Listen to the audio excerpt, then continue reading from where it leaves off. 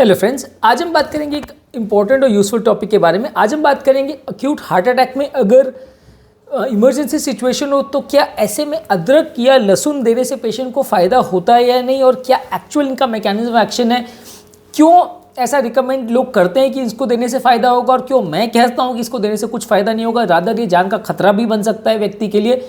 क्या एक्चुअल में करना चाहिए, इस बारे में बात करेंगे। काफ़ी कंट्रोवर्शियल और यूज़फुल टॉपिक है। काफ़ी लोग मुझे इसको लिए गालियाँ सुनाएंगे कि आप तो एलोपैथिक के एजेंट हो, आप तो एलोपैथी को ही प्रमोट करते हो, आप तो बोलोगे कि ये सब चीज़ें बकवास है।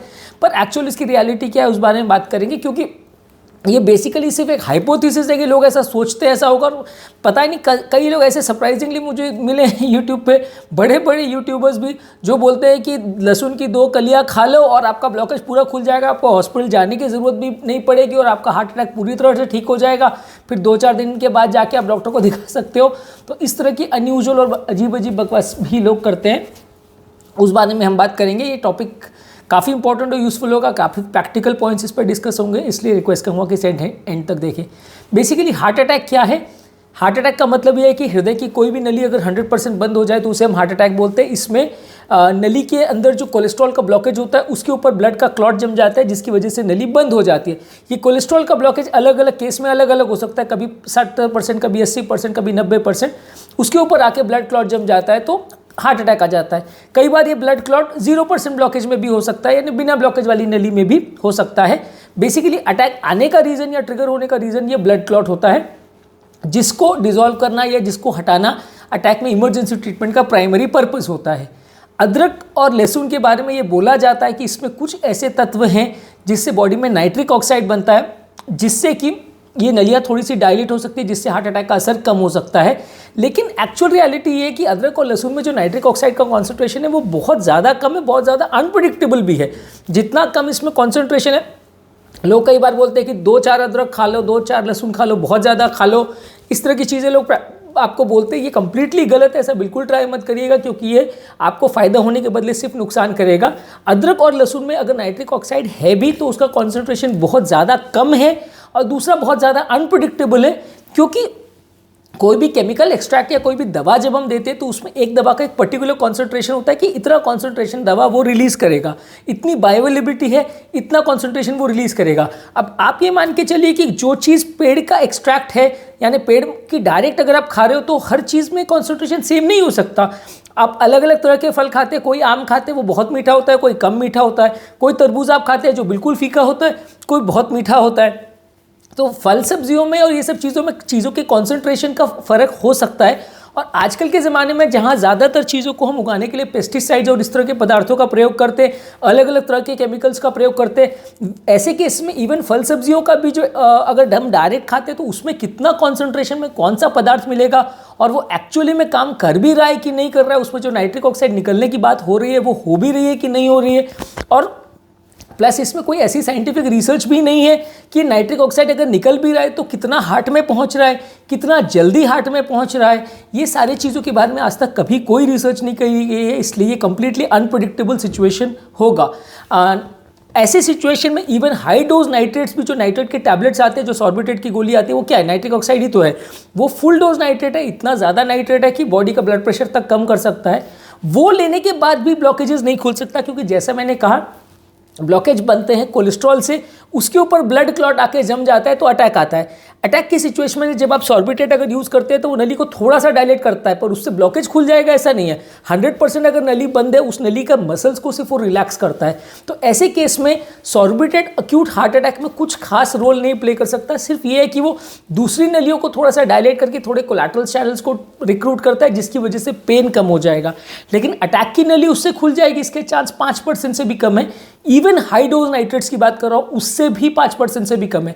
इनफैक्ट उससे ये नुकसान भी हो सकता है कि ब्लड प्रेशर कम हो जाए, और इतना ज़्यादा कम हो जाए कि ब्लड प्रेशर कम होने की वजह से क्लॉट का प्रोपोगेशन बढ़ सकता है, क्लॉट का कंसिस्टेंसी या क्लॉट का साइज बढ़ सकता है और पेशेंट की उससे मृत्यु हो सकती है। ऐसा इसलिए है क्योंकि लो बीपी क्लॉट बनने के लिए सबसे इंपॉर्टेंट रिस्क फैक्टर माना गया है। इनफैक्ट हार्ट अटैक के पेशेंट में ब्लड प्रेशर जो है वो सबसे इंपॉर्टेंट डिटर्मिनेंट माना गया है जिसकी वजह से मृत्यु डिसाइड होती है। जिन लोग का भी ब्लड प्रेशर 90 से ऊपर हो उसका हार्ट अटैक में मृत्यु होने का चांस 25-30% के आसपास रहता है। लेकिन अगर ये ब्लड प्रेशर 90 से नीचे हो गया तो मृत्यु का चांस 90% तक चला जाता है। तो यानी blood pressure single most important चीज़ है जो डिसाइड करती है कि मृत्यु दर कितना होगा, क्योंकि लो ब्लड प्रेशर में स्टेंट होने का, क्लॉट करने का चांस भी बढ़ जाता है, नलियों में बार बार क्लॉट बनने का चांस भी बढ़ जाता है, एक नली से दूसरी नली में क्लॉट बनने का चांस भी बढ़ जाता है, स्लो फ्लो का चांस भी बढ़ जाता है, सब कुछ बढ़ जाता है। रादर जब भी हार्ट अटैक का पेशेंट हमारे पास आता है और बीपी अगर बॉर्डरलाइन 100-110 के आसपास रहता है तो हम उसको बीपी बढ़ाने की दवाई देते हैं। नॉरैड वगैरह देके हम बीपी को 130-140 से ऊपर मेंटेन करने की कोशिश करते हैं, क्योंकि हम जानते हैं कि अगर हम एंजियोप्लास्टी भी करेंगे तो भी ब्लड प्रेशर अगर कम हुआ तो मृत्यु का चांस कई गुना बढ़ जाएगा। तो ऐसे सिचुएशन में नाइट्रेट्स को तो हम अक्यूट हार्ट अटैक में वैसे भी आजकल रिकमेंड नहीं करते। बहुत पुराना कॉन्सेप्ट था कि लोग बोलते थे हार्ट अटैक आए तो वो जबान के नीचे रखने की गोली रख लो, वो कंप्लीटली बेसलेस है और मुझे नहीं लगता कुछ थोड़ा पेन रिलीफ होने के अलावा कुछ खास इसमें फ़ायदा मिलेगा पेशेंट को। उल्टा ब्लड प्रेशर अगर कम हो जाएगा तो मृत्यु होने का चांस कई गुना बढ़ जाएगा, खासकर अगर पेशेंट को राइट साइड की नली का हार्ट अटैक है या पेशेंट का बेसलाइन ब्लड प्रेशर ही कम है। कई बार मैसिव हार्ट अटैक आता है तो बीपी ऑलरेडी कम होता है पेशेंट का, तो वैसे केसेस में उनका नाइट्रेट्स देने से ब्लड प्रेशर और ज़्यादा कम हो जाएगा तो मृत्यु दर और बढ़ जाएगा। और खासकर अगर पेशेंट को इन्फीरियर एमआई है, आरवी एमआई है, यानी राइट साइड की नली का हार्ट अटैक है, राइट वेंट्रिकुलर इन्फार्क्शन है, तो वैसे केस में जो सर्कुलेशन है, अगर वैसे केस में अगर हम नाइट्रेट देते हैं तो बीपी अच्छा खासा भी चल रहा हो तो तुरंत कोलैप्स हो जाएगा। वैसे पेशेंट नाइट्रेट्स के लिए सुपर सेंसिटिव होते हैं, तो वैसे पेशेंट में गलती से भी अगर नाइट्रेट दे दिया गया तो पेशेंट का मृत्यु का चांस कई गुना बढ़ जाएगा। और घर पे आपको कैसे पता चलेगा कि पेशेंट को एंटर वाला एमआई है कि इन्फीरियर वाला एमआई है कि आरवी एमआई है? ऑब्वियसली ये चीज़ें तो घर पे आपको पता नहीं चल सकती है। घर पे इतना कंफर्म करवाना भी मुश्किल है कि पेशेंट को एक्चुअल में हार्ट अटैक भी है कि सिर्फ एसिडिटी का पेन है कि घबराहट का पेन है, ये तक भी चीज़ें हम 100% सर्टेनिटी के साथ बिना ईसीजी के नहीं बोल सकते हैं। तो घर पे कैसे रियलाइज़ कर सकते हैं कि आपको कौन सा टाइप का एमआई और नाइट्रेट से फ़ायदा होगा कि नुकसान होगा? इसीलिए ये रिकमेंडेड है कि हार्ट अटैक के केस में एस्पिरिन यानी डिस्प्रिन माउथ डिजॉल्विंग टैबलेट जो आती है वो 300 मिलीग्राम, क्लोपिडोग्रेल 300 मिलीग्राम से 600 मिलीग्राम, जो हाई ब्लीडिंग रिस्क वाले पेशेंट है उसमें 300 मिलीग्राम। पर 300 मिलीग्राम का चक्कर ये है कि वो थोड़ा देरी से असर करता है, 4 से 6 घंटे में असर करता है या उससे भी ज़्यादा टाइम लगता है। 600 मिलीग्राम जो हाई क्लॉटिंग रिस्क वाले पेशेंट है उसमें दिया जाता है, ये 2 घंटे में असर करता है लेकिन ब्लीडिंग रिस्क ज़्यादा होता है। और स्टैटिन यानी अटोरवास्टैटिन 80 mg या रोजुवास्टैटिन 40 mg, ये दोनों में से कोई भी एक टैबलेट ये दिया जाता है। ये हार्ट अटैक के इमरजेंसी मैनेजमेंट किट में आता है और इसमें सॉर्बिट्रेट का यूजुअली हम रिकमेंड नहीं करते, पेशेंट को फायदा होने के बदले नुकसान होगा। आते हैं वापस जिंजर गार्लिक के बात पर।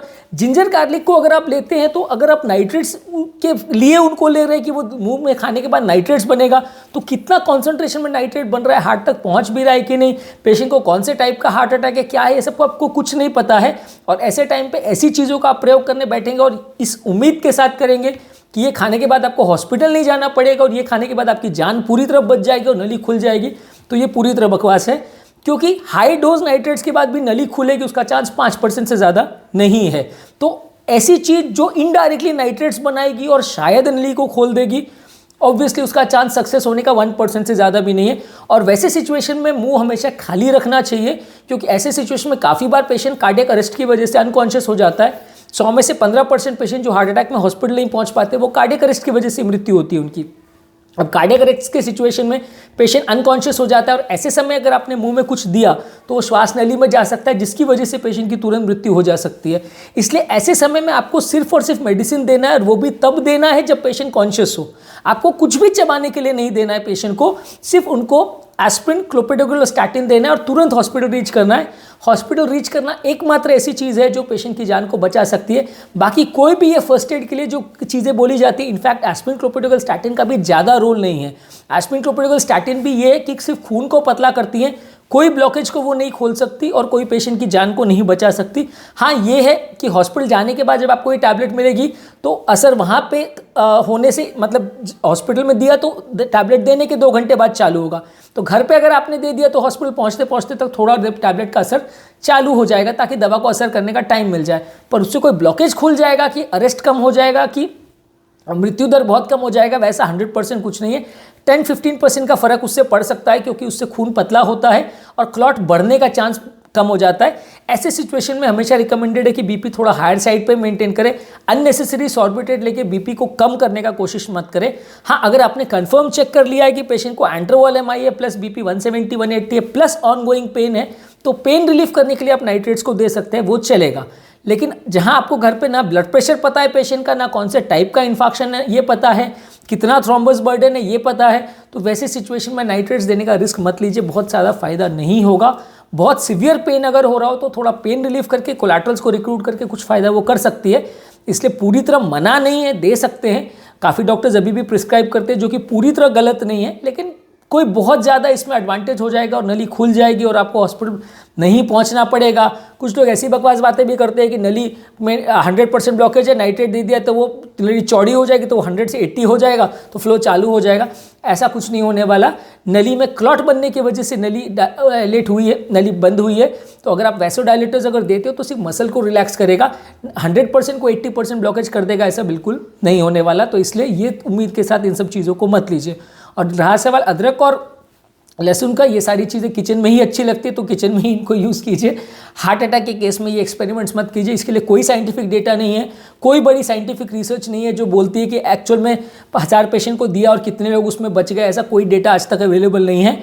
जो लोग इस तरह के क्लेम्स करते हैं, मैं रिकमेंड करूंगा कि आप अगर चाहें तो 1000 पेशेंट को ट्राई करके देखिए और आपको कितने लोग बच पाते हैं, कितने लोग मर जाते हैं, कितने लोग हॉस्पिटल नहीं जा पाते हैं, वो जब आप साबित कर ले तो उसके बाद इस तरह की चीज़ों को रिकमेंड करिए। जब तक आपके पास साइंटिफिक डेटा नहीं है तब तक हमें वही मानना पड़ेगा जो गाइडलाइंस कहती है, जो अमेरिकन सोसाइटी ऑफ कार्डियोलॉजी की गाइडलाइंस कहती है और दुनिया भर की हर गाइडलाइंस कहती है, हमें तब तक वही मानना पड़ेगा, क्योंकि ये चीज़ों के लिए फिर भी थोड़ा साइंटिफिक डेटा अवेलेबल है। कुछ स्टडीज़ हुई हैं जिन्होंने ये प्रूफ किया है कि अटैक के सेटिंग्स में ये मेडिसिन जल्दी देने से पेशेंट को फ़ायदा होता है, इसलिए ये मेडिसिन दी जाती है ताकि पेशेंट का मृत्यु दर कम हो जाए। पर बिल्कुल इस उम्मीद के साथ नहीं दी जाती है कि हॉस्पिटल नहीं जाना पड़ेगा, इसलिए दी जाती है कि हॉस्पिटल में ट्रीटमेंट के बाद ओवरऑल पेशेंट का मृत्यु दर इससे कम हो जाएगा। तो आज हमने जो बात की कि जिंजर और गार्लिक हार्ट अटैक के टाइम देने का जो कॉन्सेप्ट है वो क्यों पूरी तरह से बकवास है और इसको बिल्कुल ट्राई मत करिए। मेरा सजेशन ये है कि इसमें आपको एस्पिरिन, क्लोप्रोटोकॉल, स्टैटिन लेके तुरंत हॉस्पिटल पहुंचना है, क्योंकि यही चीज़ है जिसका डॉक्यूमेंटेड एविडेंस है कि वो आपकी जान को बचाने में मदद कर सकती है। बाकी किसी भी तरह के एक्सपेरिमेंट मत करिए। और मैं आपको गारंटी देता हूँ कि इसमें एक भी शायद ही कोई केस ऐसा हो कि जिसकी नली पूरी खुल जाए और वो हॉस्पिटल बिल्कुल ना पहुँचे, शायद ही कभी ऐसा होगा, हज़ारों में एक आध का तुक्का लग गया तो लग गया। पर इस तरह के एक्सपेरिमेंट्स करने का ये वक्त नहीं है। जब हार्ट अटैक है तो तुरंत हॉस्पिटल पहुंचिए, ट्रीटमेंट कराइए और साइंटिफिकली अप्रूव ट्रीटमेंट कराइए। ऐसे समय पर सही ट्रीटमेंट हुआ तो मृत्यु का दर 5% से भी कम होता है, और गलत तरह का ट्रीटमेंट हुआ एक्सपेरिमेंट्स में तो मृत्यु का दर 30-40% तक चला जाता है। और जब पेशेंट के साथ उल्टा हो जाएगा तो आप ज़िंदगी भर आपके मन में अफसोस के अलावा कुछ नहीं बचेगा कि आपने गलत डिसीजन लिया और आपने हॉस्पिटल पहुँचने में देर करी। यदि इस टॉपिक को संबंधित आपके कमेंट्स, क्वेरी, सजेशन है या बहुत सारी गालियां हैं मेरे लिए, तो प्लीज़ कमेंट सेक्शन में आप उन्हें बता सकते हैं। देखिए, मेरा चैनल में मैं साइंटिफिकली करेक्ट बातें करता हूं। ऑब्वियसली जो लोग इससे अग्री नहीं करते हैं, वो सुनाते हैं गालियां, वो मेरे बारे में उल्टे सीधे कमेंट्स भी करते हैं। इट्स ओके, हर आदमी का अलग व्यू पॉइंट है और मेरा चैनल उन लोगों के लिए है जो साइंस को समझते हैं और साइंटिफिक चीज़ों में विश्वास करते हैं। जो अंधविश्वासी हैं, बिना फैक्ट्स की चीज़ों को मानते हैं, वो मान सकते हैं, उनको करेक्ट कर भी नहीं सकता मैं, क्योंकि उनको सिखाने का मतलब ये है कि पत्थर के साथ अपना सर फोड़ना, तो वो करने के लिए मेरे पास ऑब्वियसली मेरा इंक्लिनेशन नहीं है। मेरा चैनल का पर्पस भी वो नहीं है कि मैं वैसे लोगों को सिखाने का प्रयास करूं। मेरा प्रयास वही है कि जो लोग साइंस में विश्वास करते हैं, जो लोग साइंटिफिकली करेक्ट थेरेपी में विश्वास करते हैं, उनको सही मैसेज देने का, ताकि उनकी जान बच सके। यदि इस टॉपिक को संबंधित आपके कोई कमेंट्स, क्वेरीज है तो नीचे कमेंट सेक्शन में बोलिए। यदि और कोई टॉपिक्स पर आप चाहते हैं वीडियोस बनाए तो भी नीचे कमेंट सेक्शन में बता सकते हैं। अंत में मैं डॉक्टर नवीन अग्रवाल तहे दिल से आपका शुक्रिया अदा करूंगा कि आपने इस टॉपिक को एंड तक देखा। जो लोग हमारे चैनल पर नए हैं उन्हें रिक्वेस्ट करूंगा कि चैनल को सब्सक्राइब करें। ऐसा करने से चैनल को कंटिन्यू करने के लिए हमें इंस्पिरेशन और मोटिवेशन मिलती है। जो लोग इस कंटेंट को बहुत ज़्यादा डिटेल में नहीं देखना चाहते, सिर्फ ब्रीफ समरी देखना चाहते हैं, उनके लिए हम रेगुलर बेसिस पे यूट्यूब शॉर्ट्स अपलोड कर रहे हैं। 1 मिनट में सारे टॉपिक्स का हम आपको समरी देते हैं, आप उनको देख के उनका फ़ायदा ले सकते हैं।